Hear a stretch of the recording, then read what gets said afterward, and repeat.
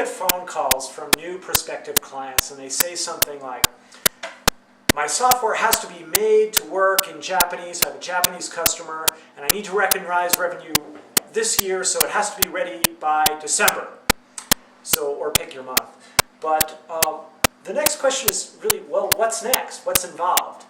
And we almost have to take a step back and start thinking about this like any other software project, where you think of what are the requirements. The requirements in our case are, how are we going to make this software so it supports multiple locales? Let's presume this is a U.S. company. Now English is just another, U.S. English is just another locale. We have to support Japanese. While we're at it, we might have to support Chinese, we might have to support German, and so on and so on. So the requirements are, what do we need to do to the parts of the software to be able to do all that? And of course, there's sort of a triangle of dependencies, which is, I'll call it budget, and I guess we have more than this, but we have resources. And in resources, that means people, and it means time.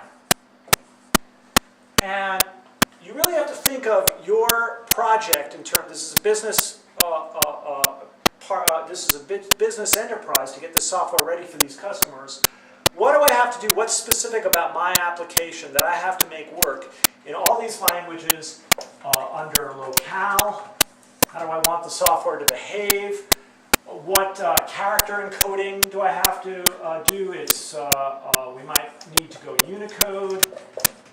How does this affect the database, the presentation, the processing, and so on down the line? But this is a good place to start thinking of your whole application as a system, as well as your economic factors and your releases as part of what's affecting that system.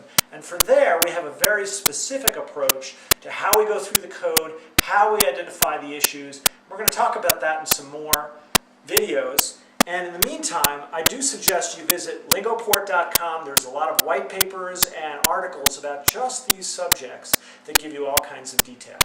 Thank you.